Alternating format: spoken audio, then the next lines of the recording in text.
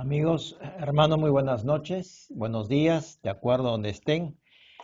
Como siempre, la invitación al principio de que puedan participar y unirse al grupo de telespectadores de nuestro canal Seguidores del Camino, donde siempre estamos trayendo desde las fuentes originales lo que escrito está, a fin de ir en ese viaje apasionado por las Santas Escrituras que nos divulga a nuestro corazón lo que necesitamos para el diario vivir bajo el poder del Espíritu Santo del Ruach HaKodesh.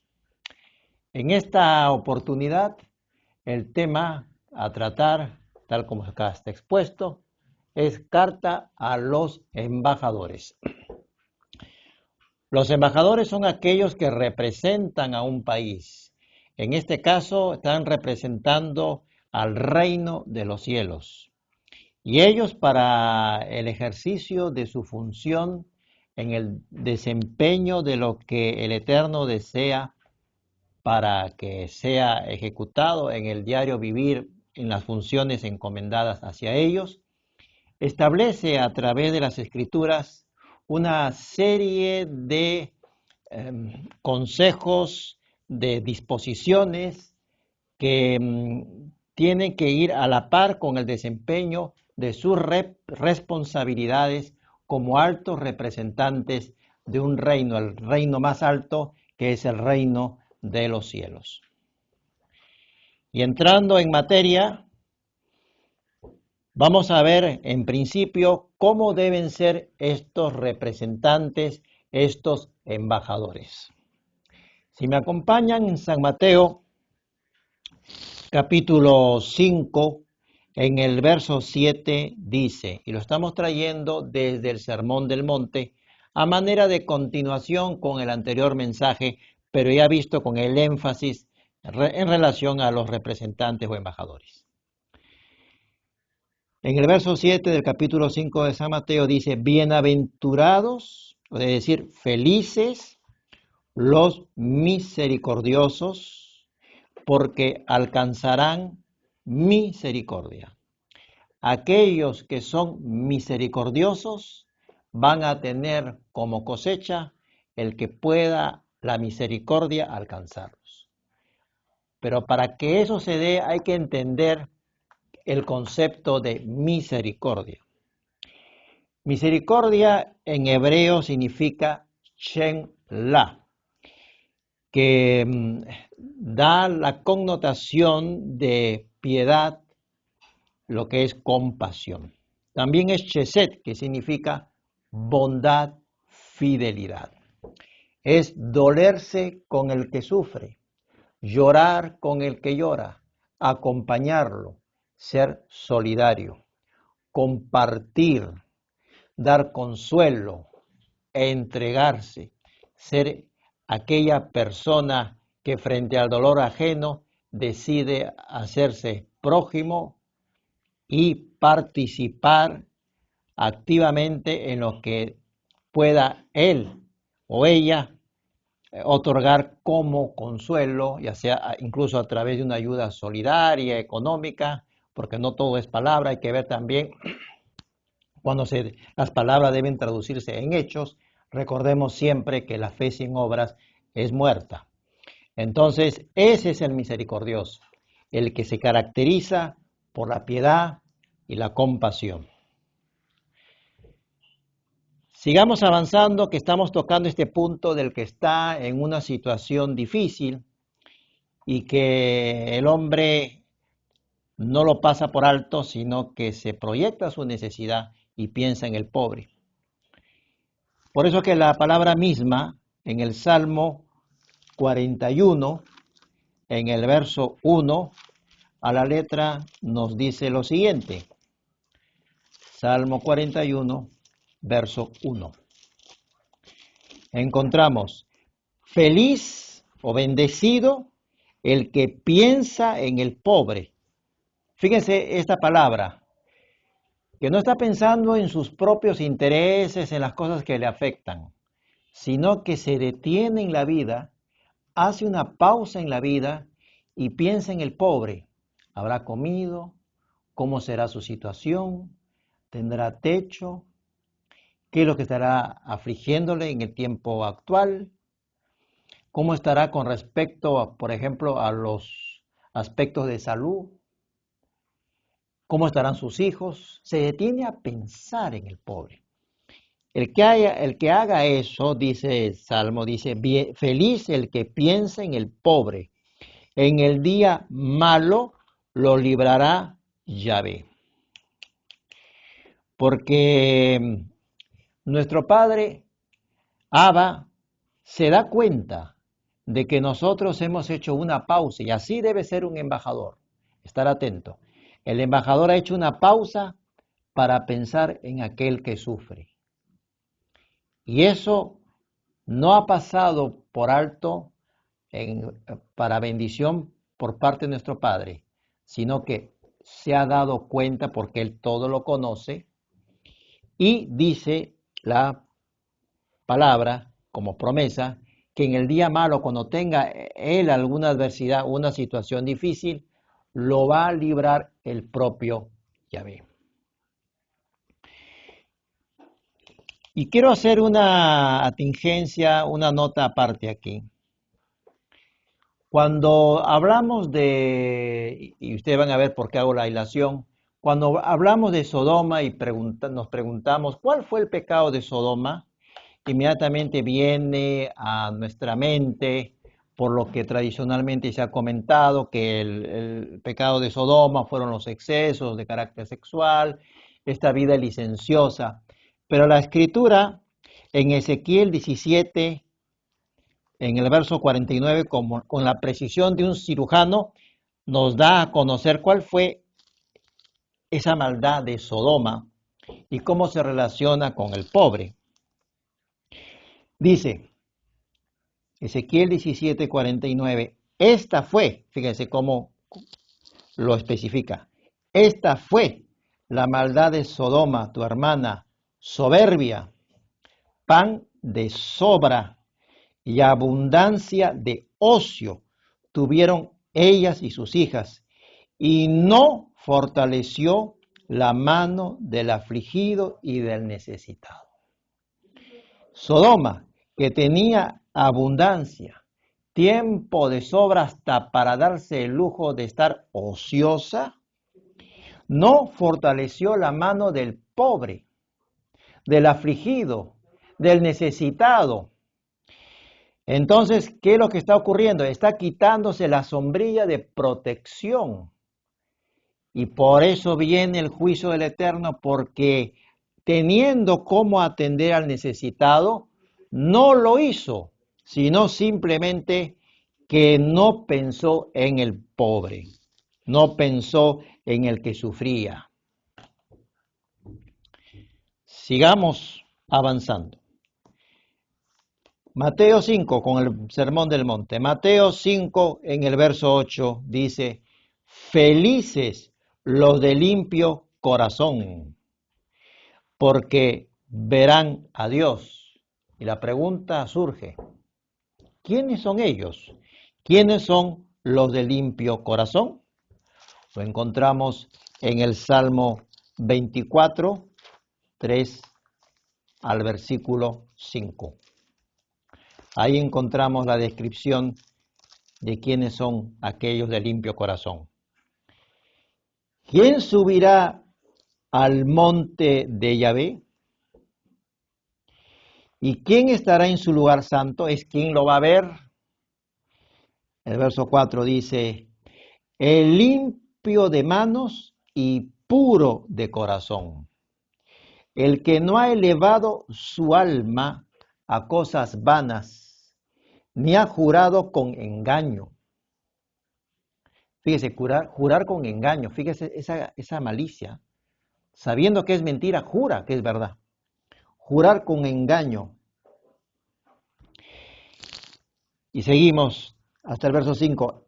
Él recibirá bendición de Yahvé y justicia del Dios de salvación por no haber participado en cosas malas. Él recibirá esa bendición y justicia. Nos está hablando en este pasaje del Salmo 24 que el limpio de mente y de manos va a tener como bendición que Elohim mismo le va a hacer justicia a su favor, porque está procediendo en lo correcto y entonces nuestro Padre nos ampara, nos protege y nos ayuda.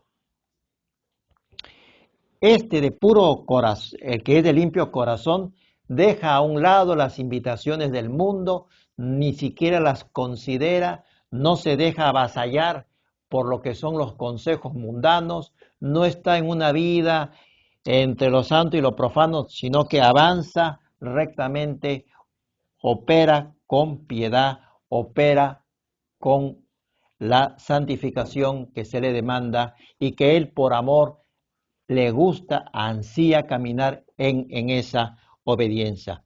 Es transparente en sus acciones. Veamos ahora el Salmo 73 en el verso 1. Ciertamente es bueno Dios para con Israel, para con los limpios de corazón. Otra promesa, la bondad del Eterno está con los de limpio corazón. Esta limpieza de corazón es como hacer un spa para el corazón, trayéndolo en lenguaje coloquial. Si nos vamos a Ezequiel, en el capítulo 36, en los versículos 22 al 9, vamos a ver cuál es el procedimiento para ese limpio corazón que estamos señalando ya de manera reiterativa. Verso 22. Por tanto, di a la casa de Israel, está hablando a la casa de Israel, a aquellos que estuvieron en Asiria y fueron esparcidos entre las naciones y nunca regresaron. Dice, por tanto, di a la casa de Israel, así ha dicho Yahvé el Señor, no lo hago por vosotros, casa de Israel, sino por causa de mi santo nombre, el cual profanasteis vosotros entre las naciones a donde habéis llegado. Es decir, no respetaron el nombre de Yahvé en las naciones en donde ellos han estado. Santificaré mi gran nombre, profanado entre las naciones, el cual profanasteis vosotros en medio de ellas. Y sabrán las naciones que yo soy Yahvé, dice el Señor, cuando sea santificado delante de sus ojos. Y yo os tomaré de las naciones, os recogeré, esa es la promesa de los últimos tiempos, os recogeré de todos los países y os traeré a vuestro país. Ese vuestro país significa Israel. Esparciré sobre vosotros, ella habla del limpiamiento, esparciré sobre vosotros agua limpia y seréis purificados de todas vuestras impurezas y de todos vuestros ídolos os limpiaré. Cuando viene y habla de eso, que serán limpiados con agua, es para que este pueblo, casa de Israel, se despoje de todas las impurezas, por así decirlo, que se le pegaron en cuanto a costumbres, idolatría, hábitos perniciosos que están en contra de lo que es la santidad y que han ido recogiendo por las naciones en donde han estado. Esta restauración lo hará el Eterno por causa de su nombre. Cuando amamos nosotros la Torá, cuando amamos nosotros la ley, nuevamente tenemos un corazón sensible, un corazón de carne para guardar y obedecer en amor. Ese amor que tenemos para con el Padre nos lleva a obedecer. No para ser salvos, sino porque somos salvos y estamos en esa pasión permanente para con nuestro Padre, nosotros guardamos sus mandamientos en esa vida de santificación a la cual nos ha convocado el Eterno y que es una delicia. Que quede clarito, si esa casa de Israel o parte de esa casa de Israel está en desobediencia frente a las disposiciones del Padre, ni lo piense que va a ser recogido en cuando venga lo que es el arrebatamiento, porque está en desobediencia, conociendo su voluntad, desobedece esa voluntad y se encapricha en sus propias ideas que ha aprendido en las naciones en donde ha estado. Eso hay que tener mucho cuidado. Incluso la disciplina económica será retirada cuando este pueblo esté en la obediencia. Tal como dice en Ezequiel que hemos leído en el capítulo 36, sobre todo en lo que dice en el verso 29, 36, 29, yo os guardaré de todas vuestras impurezas, llamaré al trigo y lo multiplicaré y no os expondré más al hambre. Ese trigo que está hablando ahí habla de esa restauración económica. Ya no habrá esa disciplina de carácter económico, esa multiplicación del trigo, es las bendiciones que van a alcanzar a aquel que se alinea a los propósitos de Abba. Ahora, continuando con el sermón y las disposiciones que está dando Yeshua para sus representantes, para sus embajadores, Mateo 5, verso 9, felices los pacificadores, porque serán llamados hijos de Dios. La pregunta surge inmediatamente, ¿qué significa ser pacificadores para ser llamados hijos de Dios?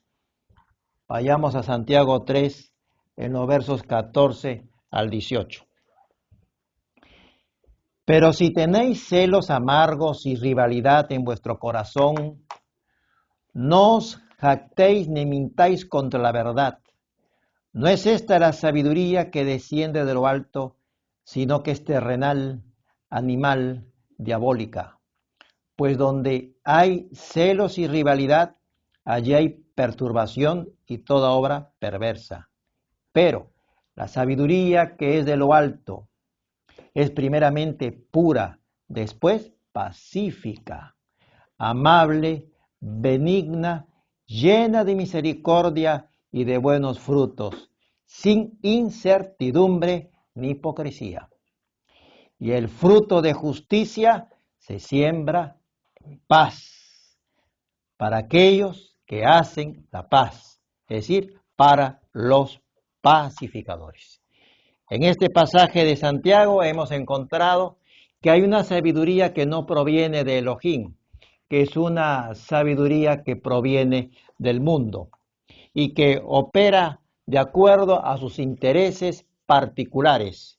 Y esa sabiduría mundana tiene incluso aristas de corte diabólico. La justicia como fruto es aquella que ha provenido de lo que se ha sembrado en paz. Ese sembrar en paz significa sin antagonismos, sin oposición para con Adonai. Recordemos lo que habíamos hablado en el mensaje anterior, que la justicia bajo el concepto hebreo es hacer lo correcto. El retorno a las sendas antiguas, volver a las fuentes originales de lo que hace seguidores del camino, es un acto justo. ¿Por qué? Porque bajo el concepto hebreo es hacer lo correcto, refugiarse en el escrito está, despejarse, salirse de los pensamientos de los hombres y volver a tomar las fuentes tal como nos fueron legadas. En su luz veremos su luz. La suma de toda su palabra es la verdad, como siempre hemos dicho. La casa de Israel, que ha estado entre las naciones y que está entre las naciones hasta que venga el arrebatamiento, ha sufrido y ha perdido muchas bendiciones a lo largo de su historia por no estar en lo correcto, por no estar en lo justo. Y ello ha originado que no haya paz en sus vivencias, en sus días, y tampoco haya las añadiduras correspondientes. Y eso lo vemos en muchos países, sobre todo latinoamericanos, donde hay en extrema pobreza, a pesar que está la religiosidad a flor de piel y la idolatría campea, claro, barnizada bajo conceptos religiosos, pero no tiene paz, hay mucha violencia, hay pobreza, hay oscuridad. Yeshua dijo que hasta los niños podrían entender las escrituras, pero el hombre ha modificado, tergiversado, lo ha hecho difícil de entender para jalar agua para su molino. Pero cuando nosotros aceptamos tal como está escrito, es porque en principio eso es posible, porque hay temor frente al Creador que dijo, no añadas ni quites. Cuando nosotros estamos en esa paz, de sembrar en paz, de vivir la vida sembrada en paz, sin oposición para con nuestro Padre, entonces se abren las puertas del entendimiento, porque tenemos esa predisposición de escuchar, de entender y obedecer. Y con la ayuda del Espíritu Santo, el Ruach HaKodesh, que nos conduce a toda verdad. El hombre, si quiere estar en la paz con el Creador, frente a lo que demanda esta palabra, debe hacer a un lado todas sus tradiciones, incluso tradiciones románicas, para alinearse simplemente en obediencia a lo que está escrito. Los empecinamientos, los caprichos personales aquí no cuentan. En relación a la paz, recordemos que la palabra shalom con la cual nos despedimos o saludamos significa paz. Y ese shalom habla de estar en una armonía, que está la vida en armonía con el Creador, para poder experimentar la paz. Por eso decimos shalom, shalom que significa paz.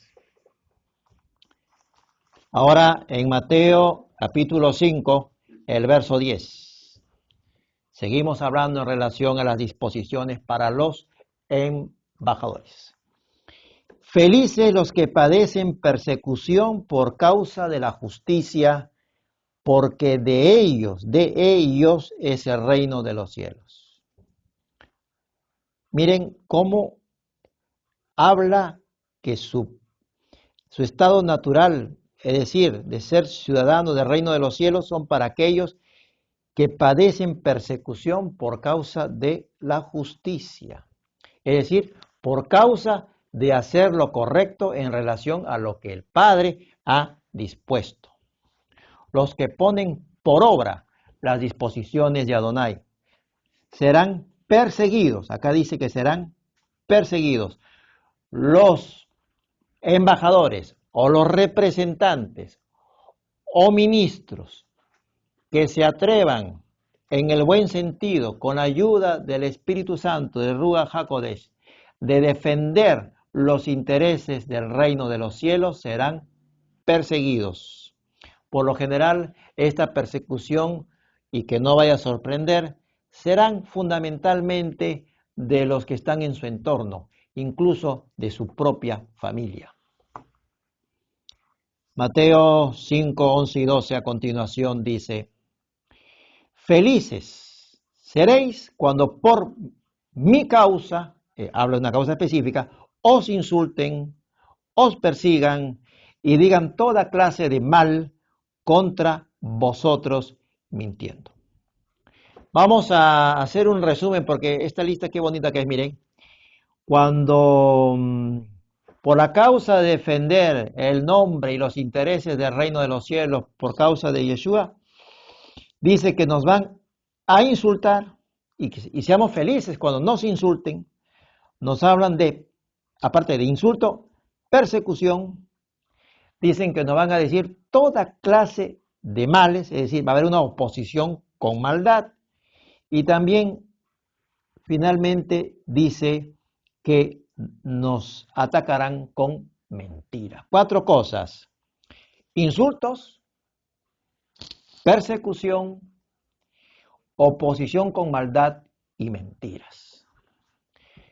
¿Qué hacer frente a esto? No cabe retroceder, no cabe echarse para atrás.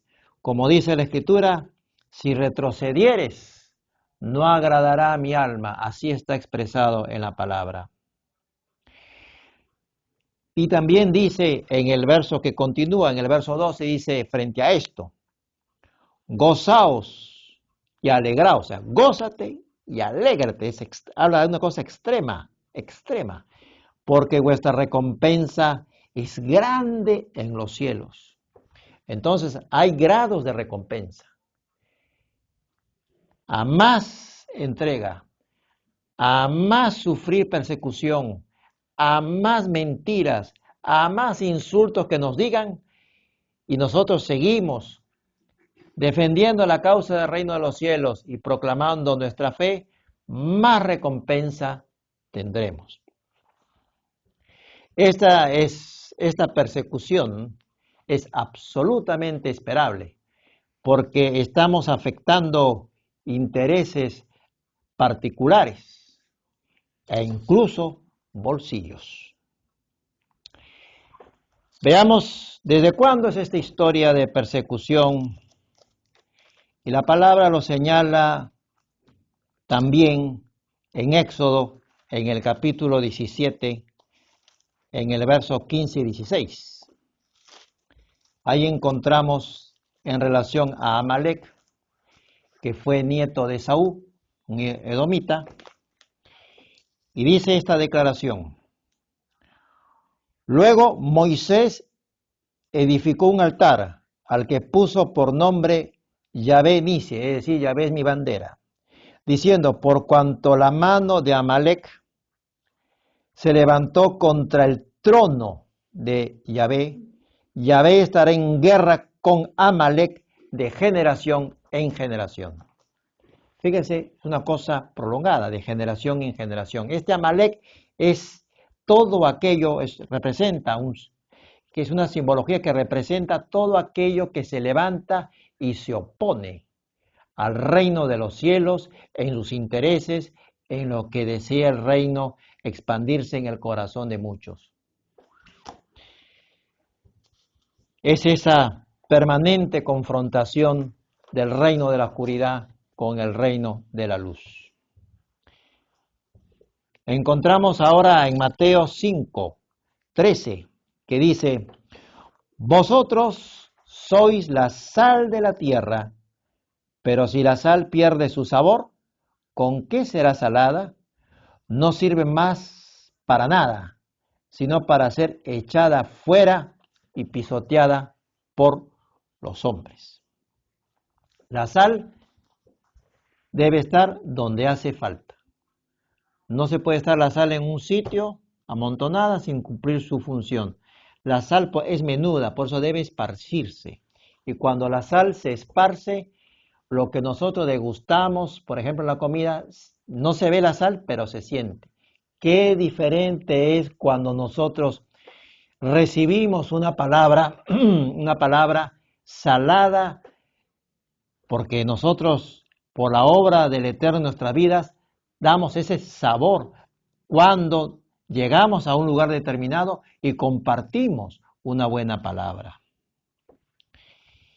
¿Qué ganaríamos nosotros si en vez de ser sal dejáramos de serlo por contar con la aprobación de los hombres? ¿Cuál sería nuestra ganancia? No habría ningún tipo de ganancia. Simplemente serviríamos, como dice la Escritura, para ser pisoteados. Aunque nuestro actuar y nuestro mensaje como embajadores produzca fastidio y conmoción, tengamos bien claro que solo debemos responder a quien es nuestra bandera, y como dijo la Escritura y como la sigue diciendo siempre, porque la palabra está viva, Yahvé es nuestra bandera, Yahvé es nuestra bandera eterna. Mateo 5, 14 al 16. Vosotros como decir, vosotros embajadores, vosotros sois la luz del mundo.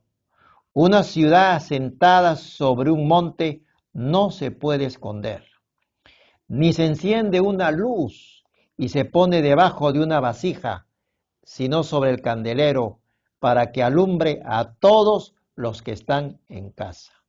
Así alumbre vuestra luz delante de los hombres, para que vean vuestras buenas obras y glorifiquen a vuestro Padre que está en los cielos.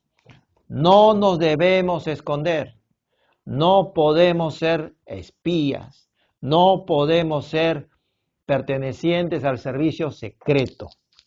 Tenemos que dar a conocer públicamente la fe que nos anima.